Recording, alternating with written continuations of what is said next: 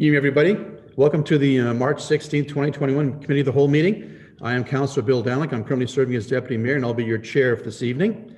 With that, I'll call the meeting to order at 5 p.m. on Tuesday, March 16th. First order of business is to do the Indigenous reading, which is, we are pleased to be here today on the traditional territory of Treaty 6. We acknowledge all those who share a deep connection with this land.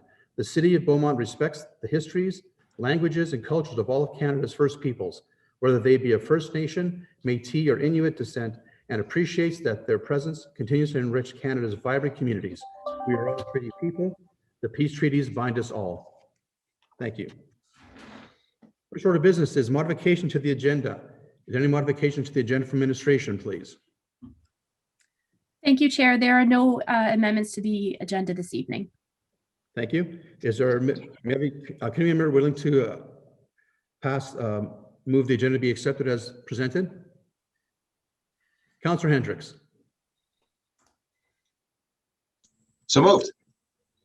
Thank you, Committee Member Hendricks. Pardon me for calling you Councillor. I guess we're committee members here, not councillors today. So my first little faux pas, not a big one, but Councillor, Committee Member. All those in favor of the motion, please.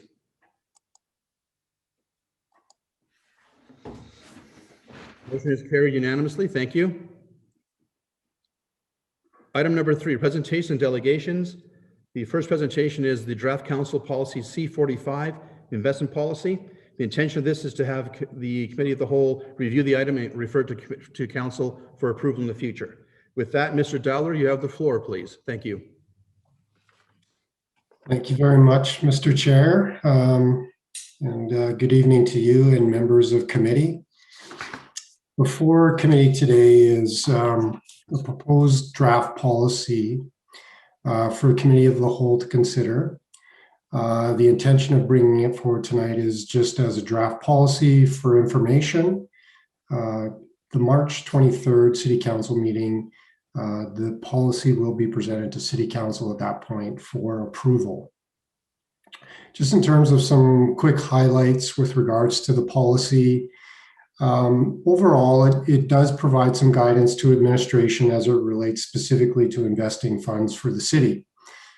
Although Section 250 of the MGA provides municipalities with some guidance, the policy is intended to further clarify and in some cases restrict activities related to investing the city's money.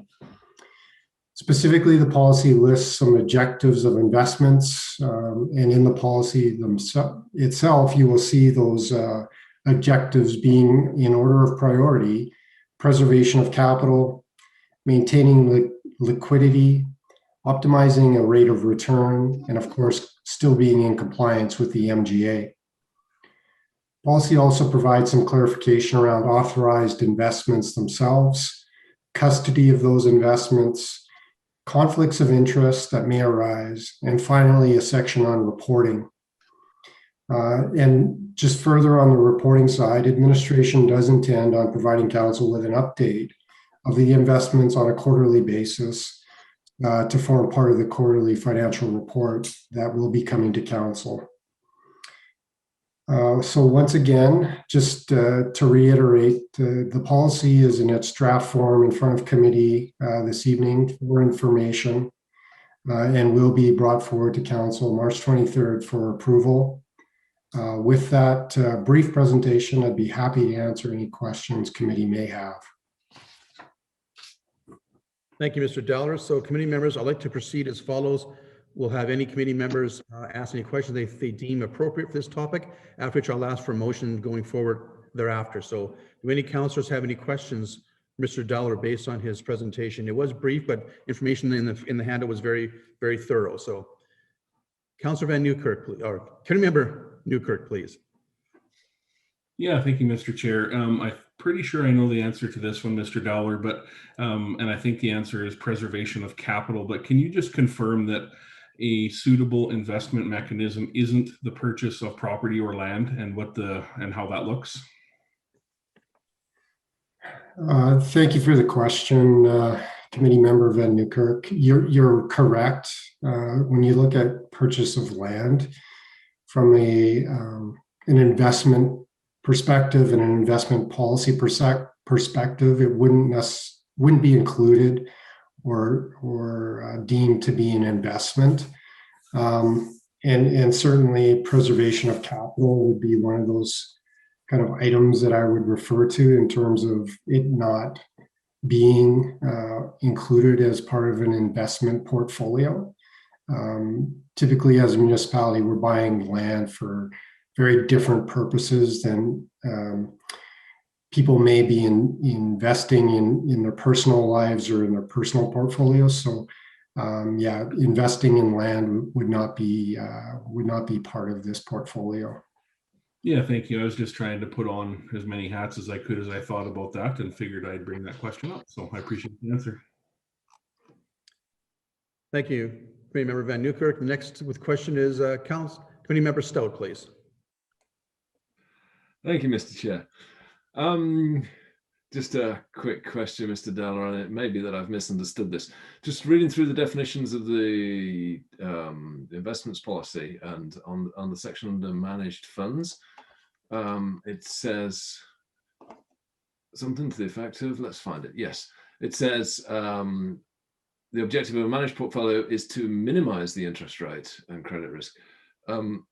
Generally, with my managed funds, I ask the fund manager to maximize the interest rate. Or am I misunderstanding something? Is that correct?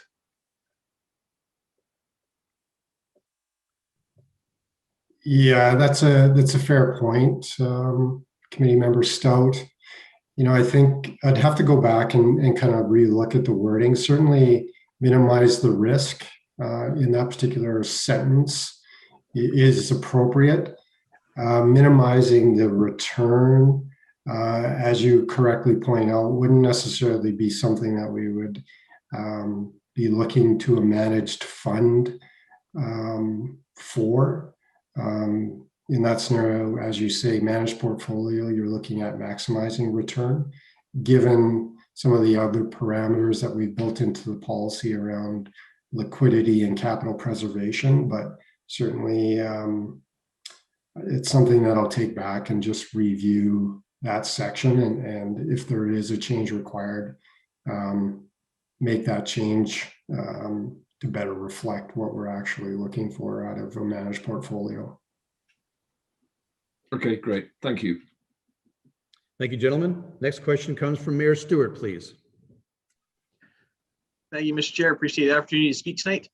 Mr. Dowler, quick question, just so that I'm keeping on track as to what funds we're looking at investing. Those are primarily funds, things that are sitting in like our reserve accounts that we project to be there for a significant amount of time before they get expended and things like that. Those are the funds that we're looking at investing, or is this all funds sort of thing? Thank you very much for your question, Committee Member Stewart. I think in general, what you're pointing out in terms of reserves would be the overall kind of the bulk of what we would be looking at investing, certainly on a longer term horizon. But in general and overall, what we're really talking about is potentially investing any dollars that are in our bank account. So that could be made up of and will be made up of reserve balances. But at moments and times, and if you think about July, where we see a spike in our cash balance because of the tax revenue coming in, even in a short window, we could be investing those dollars for 30 days, 60 days until we need those cash funds to pay some bills. So it could be a mix, or it will be a mix of reserves and other funds, but primarily reserves is the bulk of what we would be investing. Well, thank you very much. Appreciate the clarity. Okay. Great document, by the way. Thank you, gentlemen. Are there any further questions for our presenter on this topic before I move on to the next phase? None being, thank you. I'll close this question period. Is there a committee member willing to move the following motion? That the committee refer Council Policy C45, investment policy, to Council with the recommendation that Council approve the policy. Councillor Stout. So moved, Mr. Chair. Thank you, Committee Member Stout. Question, discussion on the motion. Councillor Barnhart, you have a discussion question? I'm sorry, I was a little bit asleep at the switch here, Committee okay. Chair.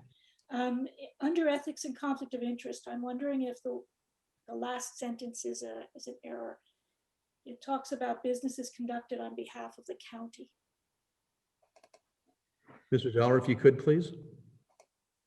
Yes, thank you very much, Committee Member Barnhart. You are absolutely correct. That would be another error on our part. I apologize for that. So we will get it corrected when it comes forward on March 23rd to Council.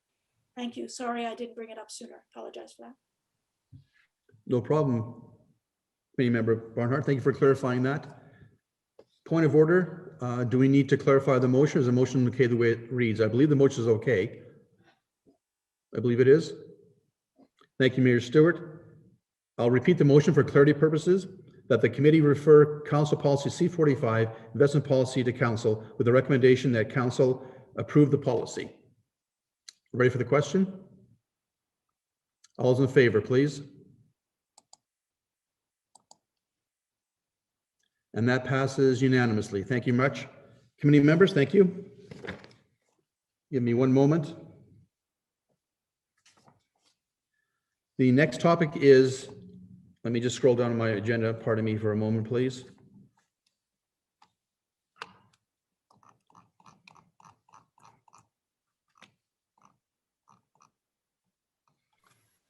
Next section is the 2021 Council Approved Projects Reporting Framework Update. Ms. Bozo Hudak, you have the floor, please. Thank you. I'm just going to share my screen here.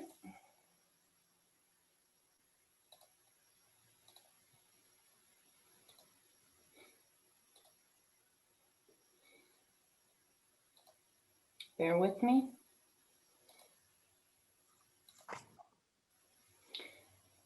Good evening, Mr. Chair and committee members. My name is Jennifer Bozo Hudak, Director of Operations for Beaumont.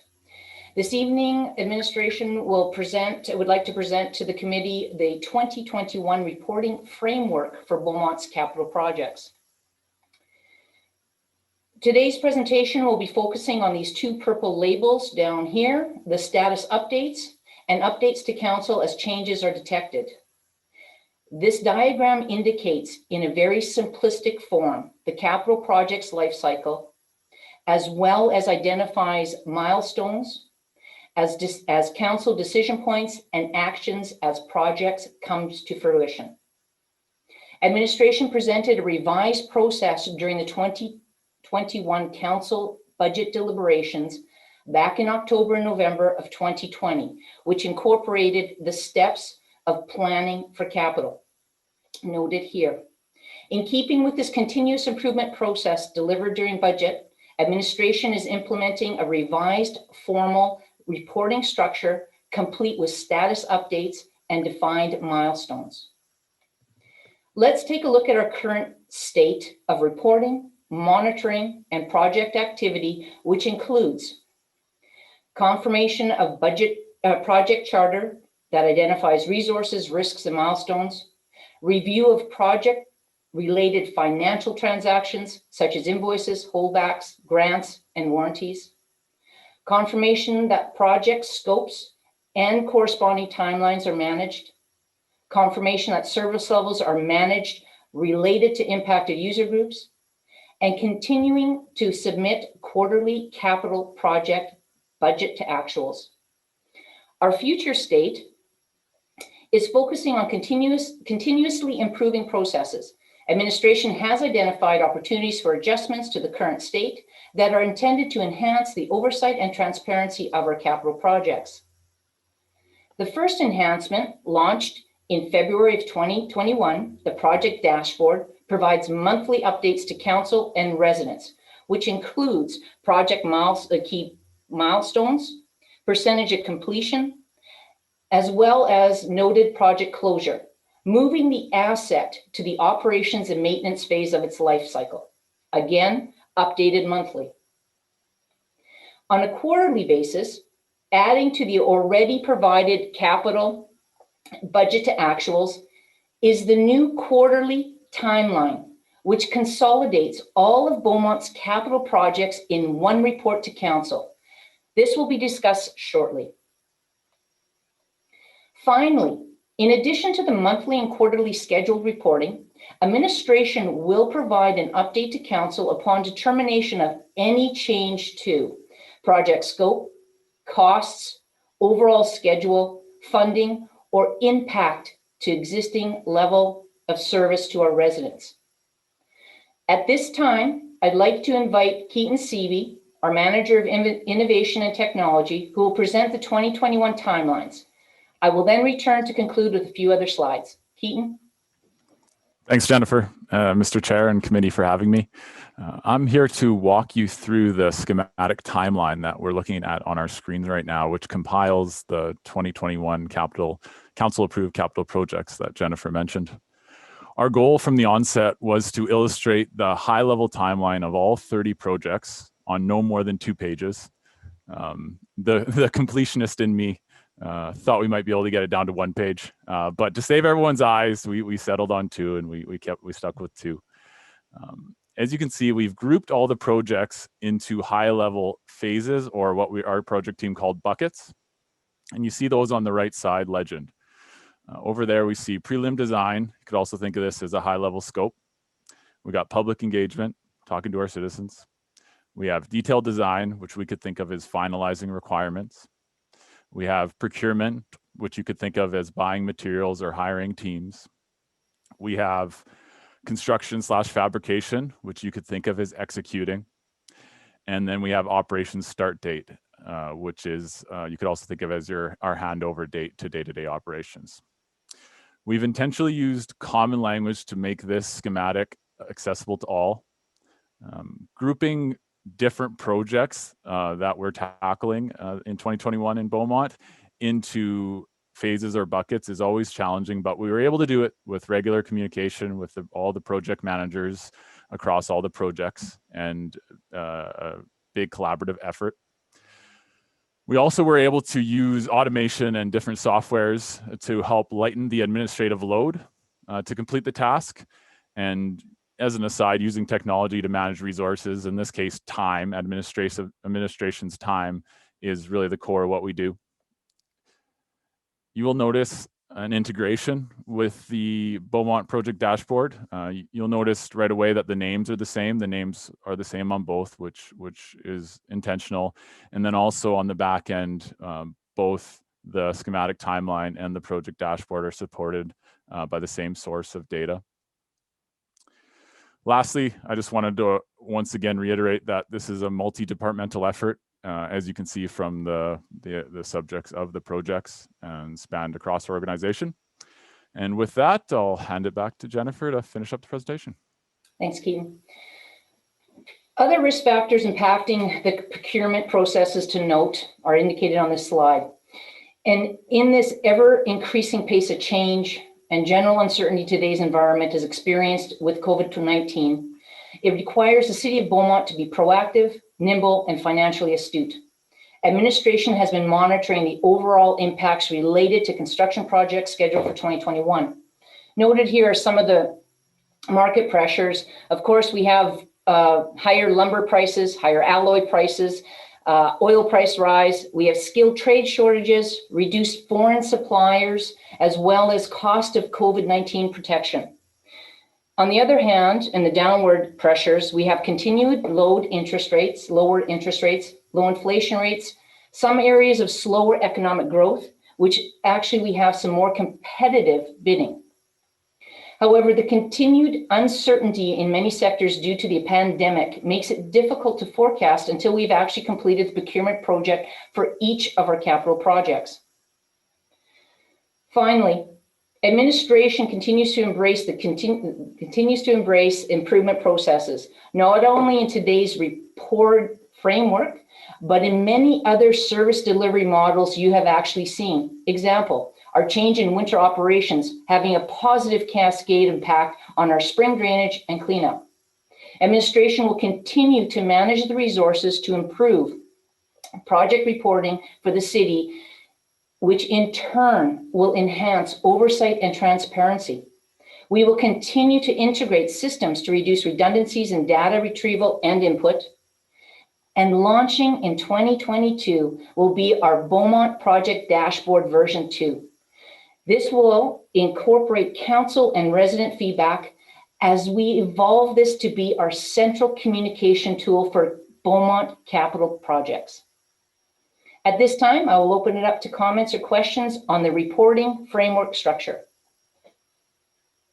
Thank you to our presenters.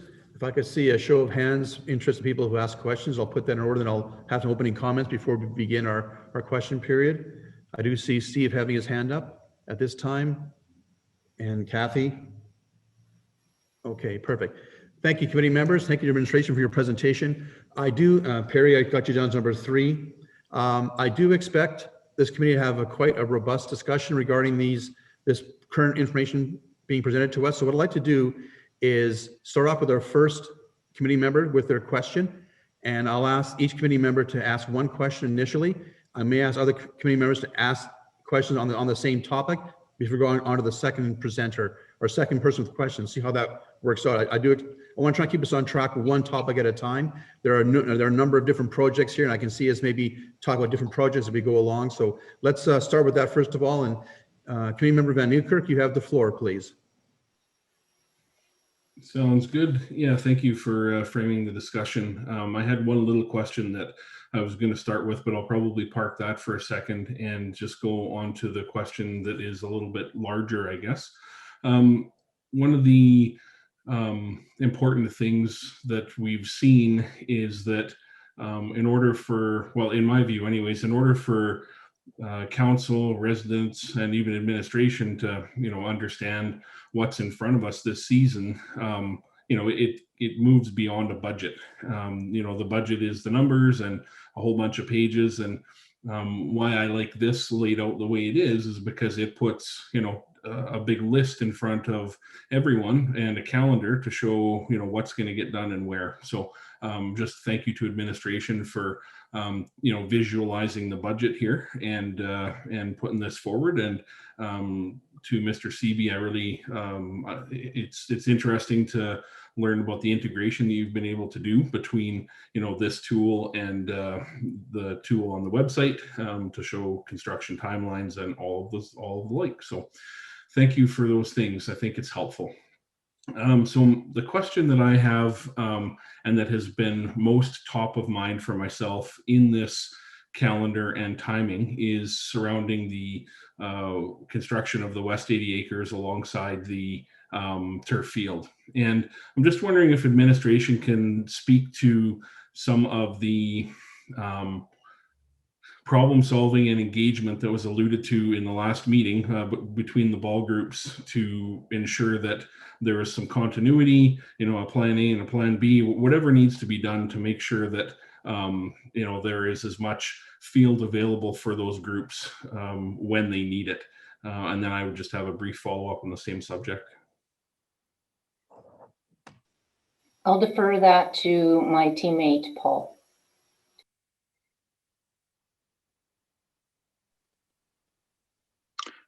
Can you see me? Sorry, I'm just in the car at the moment, everyone. Yes, we can see you, Paul. Thank you. Okay, thank you. Thank you for the question, Committee Member Van Nieuwkerk. We have been working all along with the different user groups in respect to diamonds. And for example, March 15th, this past Monday, the outdoor allocation was due. We've received that from the user groups and we are going through that. We built a schedule. And where there are current conflicts, we are meeting with those groups this week, and we're coming up with creative solutions to ensure that whatever disruptions, if any, can be avoided or minimized to the greatest extent. And we've been working under that premise the entire time. And now we're actually at the point where we've got to make some decisions. And the good news is those groups have been very willing and able to talk with us all along and are very much aware of what we're trying to accomplish with these projects. Obviously trying to get across the finish line on these two related projects is in everyone's best interest, and we're excited that they're willing and have been and will continue to be to work with us on that. Yeah, thank you. And that's music to my ears that, that you're meeting and chatting and the allocations are put forward and such. And, for me right now, I don't need to state how important that is to council and administration and to those groups. So really, that's all I would say at this point is thank you for that continued dialogue. And if there were any bumps in the road, if administration could let council know, as if there's anything that council could do to support make those bumps on the road better. I don't know what that could be, but if there could be, then that's what I would say at this point. And then just a quick follow-up, committee chair. Yes, please. Yeah. When it comes to the actual procurement process that is highlighted in the one blue color there, and again specific to the ball field, what is the I guess project risks have been identified. What is the anticipated timeline for receiving those procurement bids back, and then a decision point timeline? What do those things look like? I can see where the colors switch on here, but what does that turnaround look like? If you're asking between the time we receive the tenders and then when we make a decision, in particular with the ball fields or the multi-use field or all of them, typically we do, if it's an RFP that's gone out or a tender, it's a 5-day. And some are actually 2-day, depending on how quickly we want to have that executed and there's no other post-tender addendums or things like that. So we've been using a 2-day, 5-day ratio. Yeah, and I guess the compounding piece with that is just the fact that, if more funds are required for this West 80 acres, then the conversation needs to come back to council. And that's the point I wanted to raise here, is just that timeline will extend a little bit. And, just to point out to the committee and, those at home that, things will be received, and then if more money is required, it'll need to come to council for approval and those types of things. So and Committee Van Newkirk, we do actually have those identified as our high profile, and we've actually have some notice of motions on those, as you've indicated, that need to come back, and that's what we're trying to coordinate as well. Yes, correct. So at the end of the day, things are moving as quickly as they can to keep everything diligent. That's kind of what I see. So thank you. Thank you, Committee Member Van Newkirk. Before moving on to Kathy, then Perry, then Sam, is any other committee members have a specific question regarding the Ball Diamonds West and the multi-use field topics that Steve raised a moment ago? If not, I'll move on to Kathy's question and we'll take it topic by topic. Any committee members interested in raising a question on the Ball Diamonds or the football field? Sam, please, before I move on to Kathy. Sam, please. Yeah, thanks. And I wonder if you could just skip the screen ahead so we can see it in front of us to the next slide. Thank you. So as you're all aware, we had the discussion in back at the end of September, where council gave the green light for the $1.2 million to go ahead with the 4 diamonds in a dog park of some sort. I wondered if someone could just walk through. There's quite a large orange bar there for prelim design. I don't see a public engagement in there, so I know there was public engagement, but could just someone just walk me through how we got from the end of September to now, and specifically where we are at with that, when we expect that to come back to council for a budget decision. Paul, I'm going to have to get you to address that, please. Sure. Thank you for the question. Can you see me again? Sorry, I'm in the vehicle. I hate to do this, but you're not driving. You're good, Paul. No, I'm not driving. No, I have parked and I'm stuck on the side here. I'm fine. Since September, we actually went back numerous times between the 2 large user groups, as well as the area developer. And that process was a very long engagement between everyone to trying to come up with different scenarios as to how it would best suit their needs.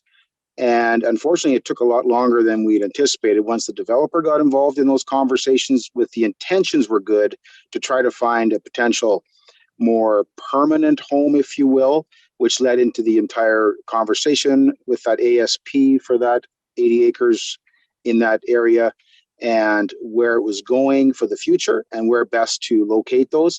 And that's where that ate up a number of months in there. And we switched gears a few times from what the first iteration that council had seen with the design as to what landed recently with the different layout of the area.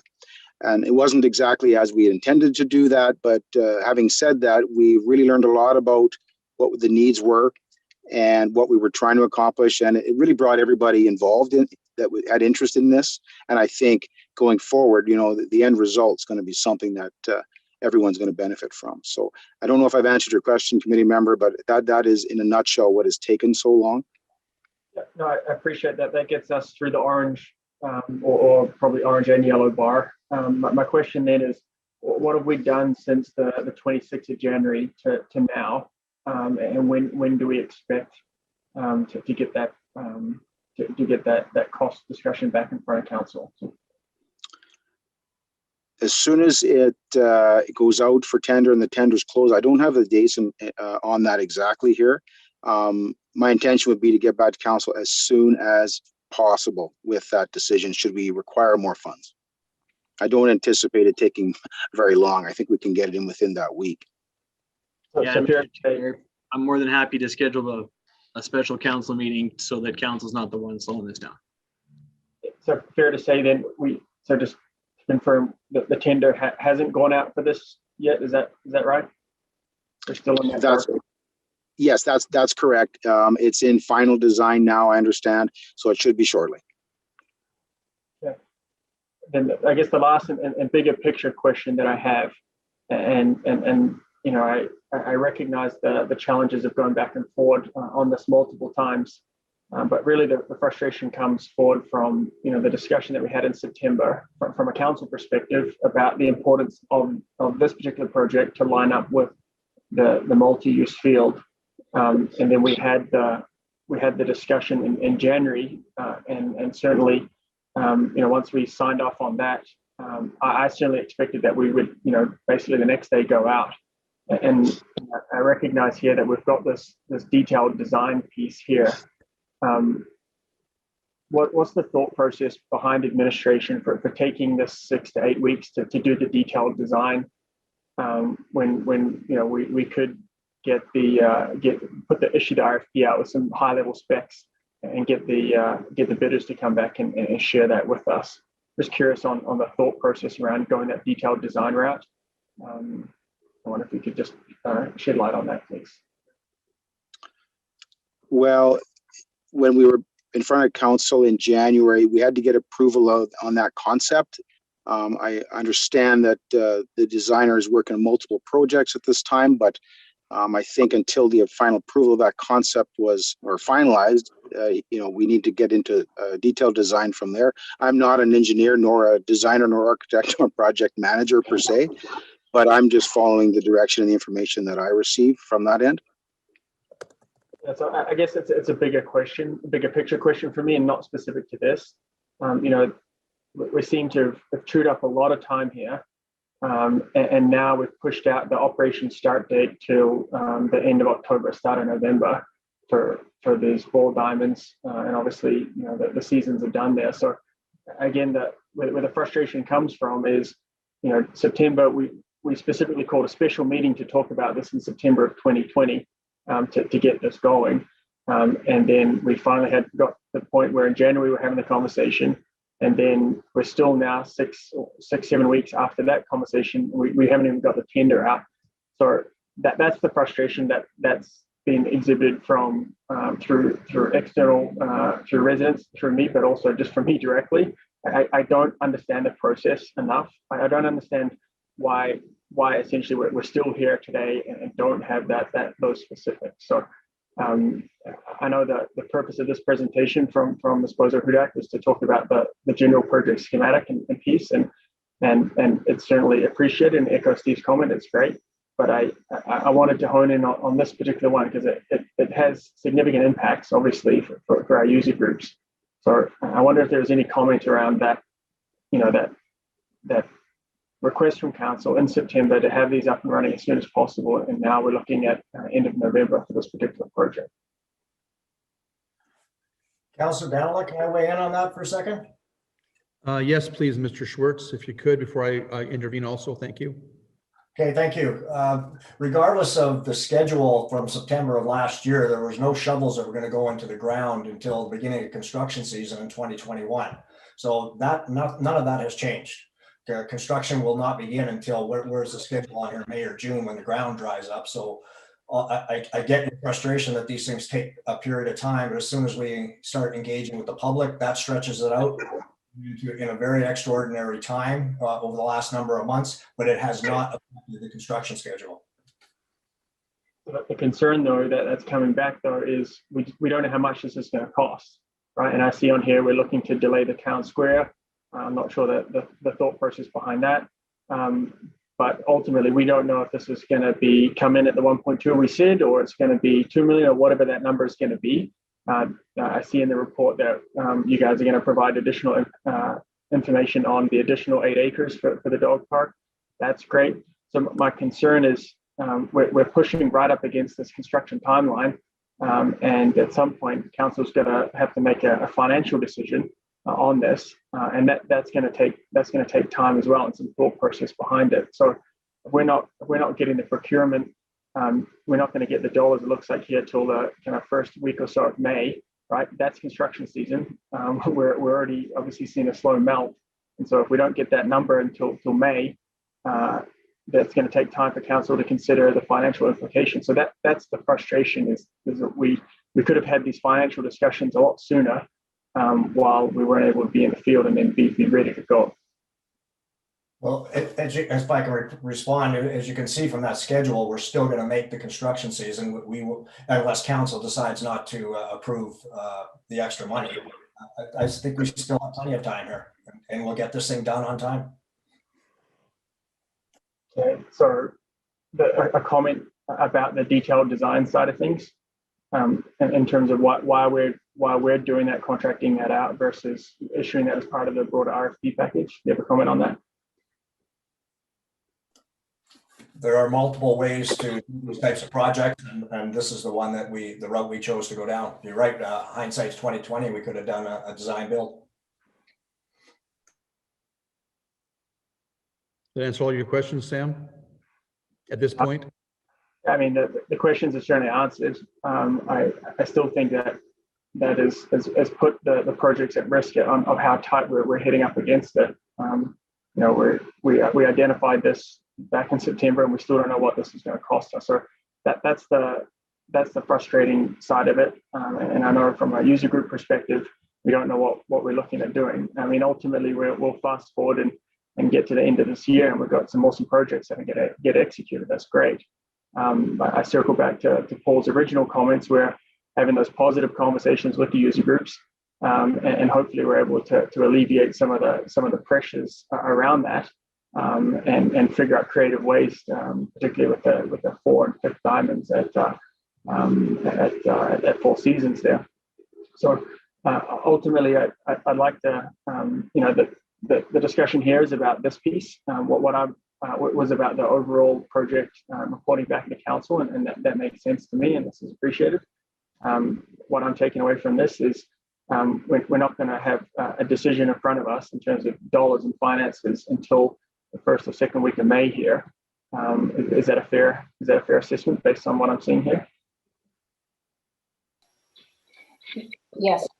And one of the things with going to and just enhancing with the detailed design, with the other risks of what's happening with COVID, the market pressures are giving us fluctuations in prices that we have to consider, and going to that longer procurement and the detailed design provides us a little more accuracy.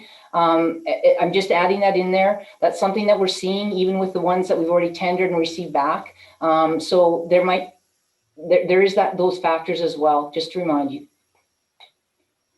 Well, I heard a yes then for first or second week of May is what we're targeting right now in terms of getting that cost impact back.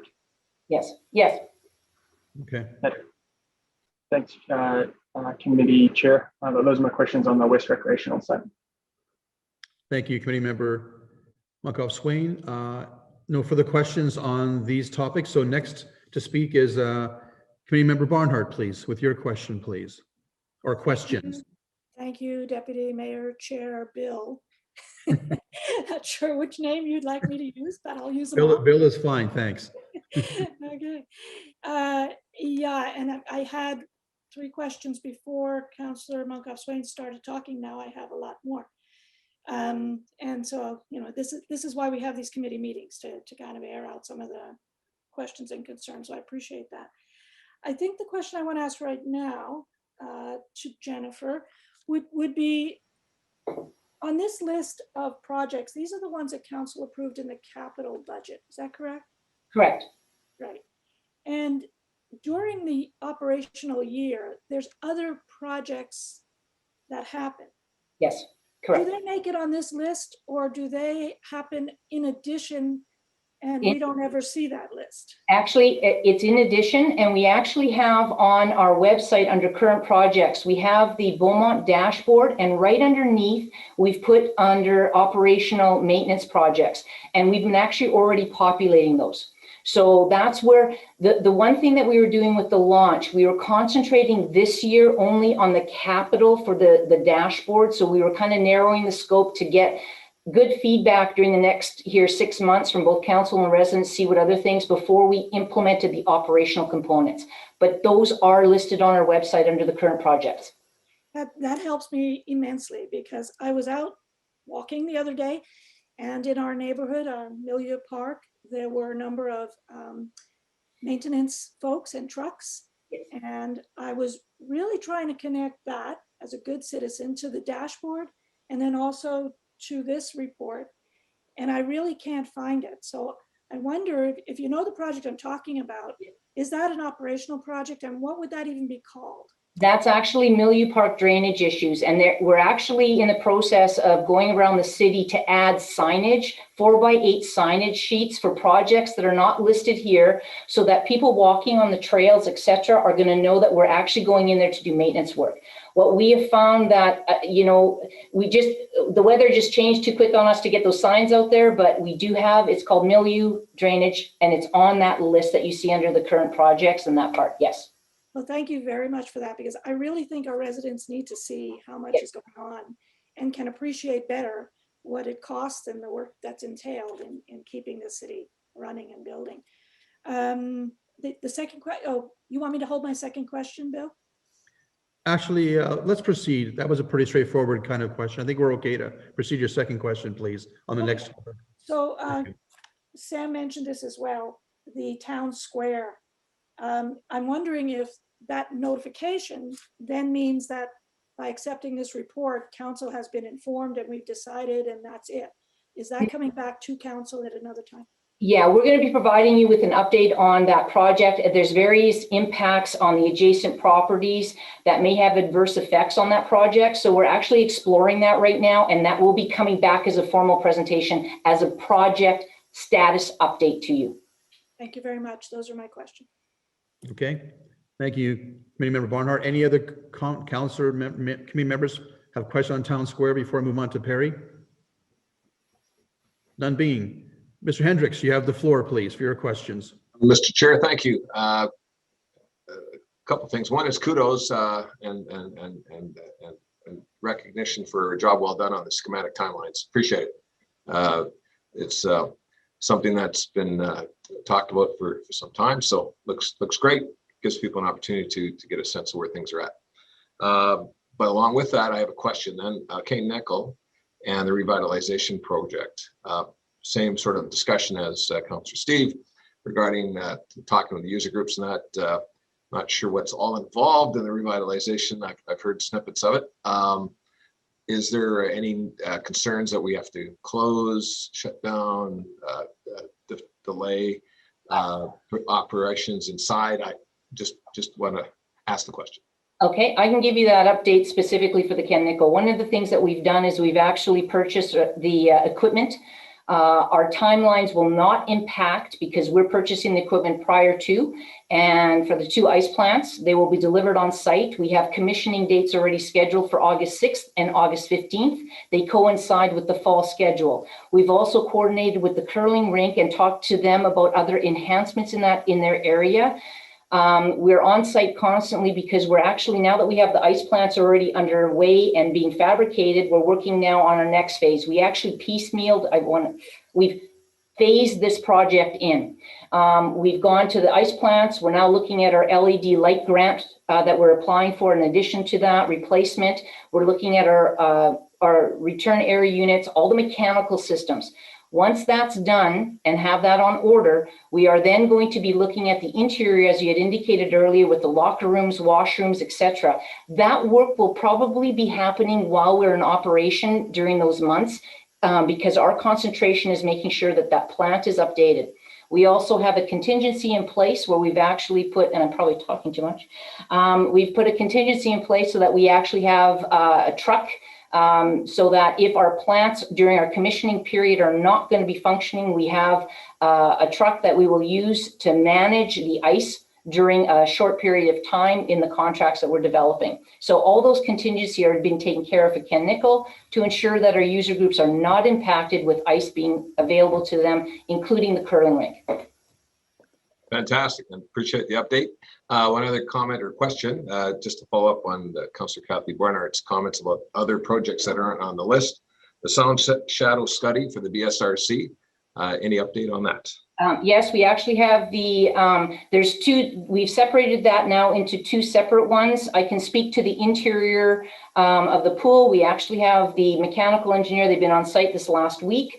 They are coming up with two scenarios that they're fixing. As far as the exterior of the building, right now, that is going to be coming back. I think we're getting pricing for that change. Paul, if you're still on the line, please correct me if I'm incorrect there. But we do have that coming back to you. Great, thank you. Sorry, I can add to that, Mr. Chair, if you wish. Please do. On the external sound, they did some testing. They're coming back on Thursday to finish it, and they will have a report back to us after that. And if there's any recommended solutions and any costing, we'll bring that back to council for a decision. Thank you.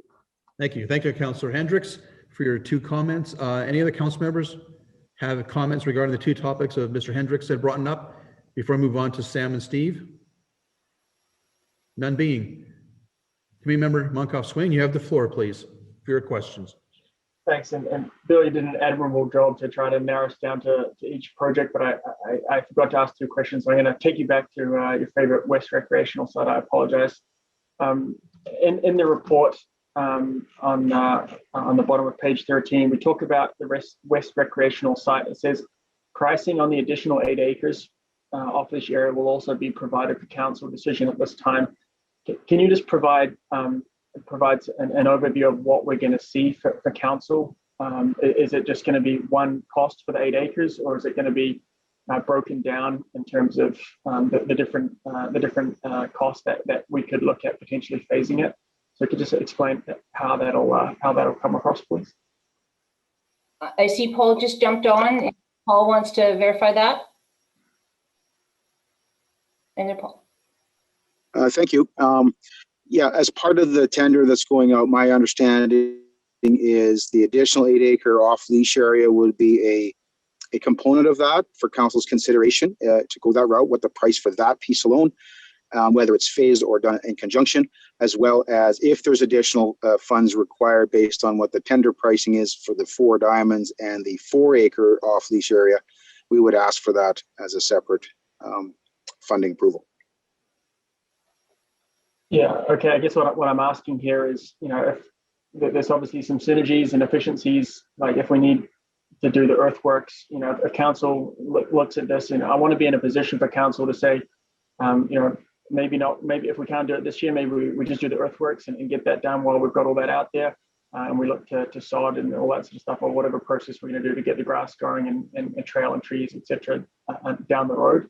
Like I'd hate to see come back just one whole number. And us not have the ability to get creative with that. Is that consistent with your approach? I think I understand what you're saying. Actually, I was speaking with the designer today, and we're looking at different options for that additional 8 acres to save costs primarily, as well as potentially using fill that we may be removing from the Four Seasons, for example. could be used over in the West 80. It'll have to go somewhere. It may end up there. That could be an enhancement and save costs if we were going to do something there. So there's a few things in play to answer your question. But yeah, those are all being considered. And of course, cost being primarily our focus to try to keep that down, whatever we choose to do. So, but that's my understanding of how it's going to roll out. Okay, thank you. That's good to hear. The next question, and again, still on this one, apologies, Bill. We had a presentation from Beaumont Minor Ball Association in front of us and talked a bit about a Jay's Care grant application. I think we sent them a letter saying we're committed to it. I'm just curious if the fact that we don't have final costs and pricing and the actual ultimate commitment from council until now May, does that impact their ability to seek that grant? Have we talked to them about this delay in timing? We haven't spoken about the delay in timing. If you look at it as a delay, I know they submitted. We did provide them a letter of support, and they expect to hear shortly, I believe. So if they are successful, then what that means, I guess we have to look at the next step for them. But I don't see it being a concern at this point. Okay, if you, we're worth checking in just to line up, just to make sure that we're not getting too far ahead. I'd hate for the Jay's Care piece to come forward and everyone get all excited about it, and before council's even approved costs for the project, right? So, just interested in lining that up. The last question I had was not on a project, but more on the overall presentation itself. I wondered if Ms. Boza-Hudak or whoever's controlling the slides could go back to the current state versus future state slide. Yeah, this one, perfect. So I'm just curious on where engagement kind of fits in here. We've had some instances recently where we've kind of stopped and started engagement and there's been notice in motion to go back and look at engagement. So, where in the timeline is that engagement piece, and how does that fit within what you're showing us here? Typically within the project charter, it depends. Sometimes engagement happens before we come to council, but in the project charter, there's a component in there where we schedule public engagement within our different milestones within our typical project delivery. So it's within that component that we actually identify whether it's an external or internal kind of stakeholder. Like, for example, we do for Ken Nickel, it's an internal stakeholder public engagement. We consider it internal because they're user groups. If it's something more of an outside, which is public engagement that we've seen for the different multi-use fields, that would be something at that point. Okay, that's great. And I guess we went through a pretty detailed discussion on the consultation framework and using that IEP2 spectrum and some of these recent projects. And one of the things that we talked about at that time, whether we're informing, consulting, collaborating, all those fancy IEP2 words, was, when we're reviewing a project, administration would also be identifying up front is where on that spectrum they're going to be going. And I don't recall that conversation with the West Acres and that timeline associated with that. And so, I think it's good to see that it's where that fits in here with me, but just a reminder as we go forward with these projects that, these things go up and down on the engagement, right? And so when these projects are reviewed and discussed, that's for us where it helps identify us so that we can figure out how this is going to work forward. I see the slide move forward to external engagement there. So maybe consider adding something on that with regards to whether it's inform, consult, collaborate, whatever the language is there, so that the residents as well as the citizens know when that's actually going to occur, and avoid what happened recently where we thought the engagement process was done and then a group came after that, and then the snowball potential impact from that. So those are all my comments, Committee Chair. The overall presentation here is excellent. I'm really excited about it. I think this is going to help streamline a lot of the feedback and questions that as a councillor we can direct residents to do this, and may reduce questions that we have for administration. So thanks for that. Thank you, Councillor Committee Member Monkoff Swain. That concludes our first round of questions from various committee members. So I'll now begin round 2 of questions. First up will be Councillor Van Newkirk, followed by Councillor Barnhart. Councillor Van Newkirk, you have the floor for a second round of questions, please. Thank you. And just 2 real quick hitters here. The first one is regarding the 50th Ave streetscape completion. Now, if you remind me, I believe that is the temporary asphalt to be removed and then the concrete to be put in. Is that right, Ms. Bozo-Hudak? Yes, it is. Yes, it is. Yeah. And just a quick nuts and bolts question about how come we wouldn't do that during summer vacation so we're not overlapping construction with school season and stuff like that. Just something to consider, right? So. And we will be doing that. One of the things that we're concerned with is there's more utility work to happen. And what we're going to try to do is as the utility work goes, we're going to kind of go in right behind them. We want to take advantage of the fact that we don't have school as well. So we will coordinate as much as we can during that time period. So you may see that being moved up, or we'll do it so that it's scheduled on an off, a PD day kind of thing, if we had to. But that's the reason why we had to offset it. Yeah, no, that's very fair, and I appreciate that. Second one would just be on the protective service fleet renewal. If you could just speak to the green line in perpetuity there. Yeah, I wondered about that just because there was an RFP that went out for that process, and I wasn't sure about that.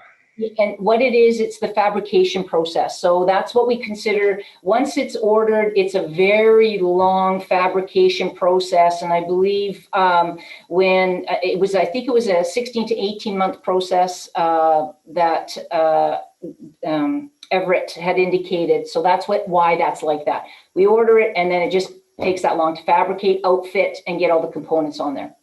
Awesome, right on, and that's exactly why it's construction/fabrication on the green. So that answers 2 of my questions at once. Thank you. Welcome. Thank you, Councillor, Committee Member Van Newkirk, pardon me. Committee members, not Councillor, sorry, committee members. Committee Member Barnhart, you have the floor, please, for a second round of questions. Thank you, and I will keep it quick, Chair.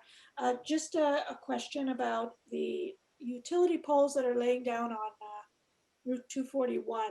Is that one of our projects or is that a utility service provider? And is that related to project RR 241 Highway 625 to 50th Avenue? That one I'm going to have to get back to you unless Joanne is on the screen here that may know, but I do believe it's one of our projects. And I'll have to get back to you on that one to clarify. Thank you for that. Appreciate that. Thank you, Committee Member Barnhart. I see no hands raised for any further questions. So at this point, as you know, committee members, Committee of the Whole is a chance for us to openly talk about things that are at hand and on the various topics that in front of us and offered opinions and so on. Some of you offered opinions as well as questions. So at this point, I'll offer the floor. Anybody has some opinions or questions regarding the topic at hand before we move on to a motion, which I'll present in a moment here. Anybody have any questions or comments or general commentary on the topic at hand? None being? Okay. I will then ask, is there a committee member present willing to make the following motion that the Committee of the Whole receive the 2021 Council approved project reporting framework update as information? Councillor Barnhart? I'd be pleased to make that motion. Thank you very much. Discussion on the motion, please. Seeing no discussion, I'll call for the vote.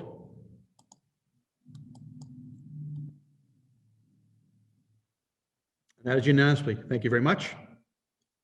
We've now been at this approximately 1 hour. I will now call a 5-minute recess to allow us to set the room up for going to a closed session. We'll have a recess first and come back in 5 minutes. Thank you. Or we can just make the motion to go into camera right now, and then we're in closed session when we come back. Actually, Mayor Sir, that's a much better suggestion. So are you prepared to make that motion, please, Mayor I'll Stewart? make the motion that we move into closed session, yeah. Thank you very much. Question on the motion? Much better suggestion. Thank you, Mayor Stewart. All those in favor, please.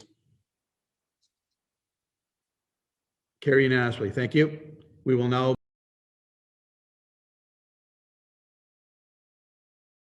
Good evening back to the public. We have concluded our closed session and we are now back in live session to continue on with our committee of the whole meeting for March 16, 2021. Next on the agenda would be councilor inquiries. Do any committee members have any inquiries they need to make this evening? None being, thank you very much. Any information items that any committee members need? Oh, sorry, pardon me, Mr. Hendricks. You have the floor. Thank you. Just a question to our administration. The recent news story on Bill 51. Just a question if we've done the math yet on what it would take for a petition to be successful in Beaumont.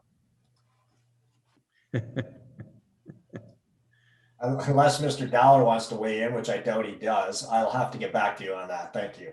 Yeah, I'm just curious as to how the 40% rule works within Beaumont. Thank you.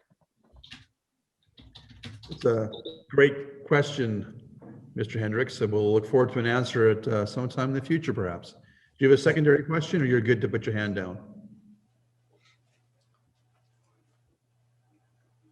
Okay, thank you very much. On to then information items. Do any committee members want to infer any information to the committee of any kind? Okay, I'm seeing none, no hands going up from that topic. Next is the emerging issues. Does any committee member have any emerging issues they wish to share with the committee at this time? None being? Okay, the next item is adjournment. So I'll declare the committee of the whole of March 16th. Sorry, Mr. Schwartz, do you have a comment? I'm sorry. A question was asked earlier by committee member Barnhart about the polls on 241. So just 30 seconds, I can give you an answer. Yes, that is part of the project, the 241. Those poles are being moved. If you'll notice, they're being moved over. And then there's a double set that runs all the way north and south there. And that's to facilitate the widening of the road. Thank you very much for that update. Okay. Thank you. Thank you, Mr. Schwartz. On that note, committee members, thank you for your participation this evening, and the public and listening at home. Thank you to our presenters. And at this point, I'll declare the meeting closed at 7:31 on Tuesday, March 16th.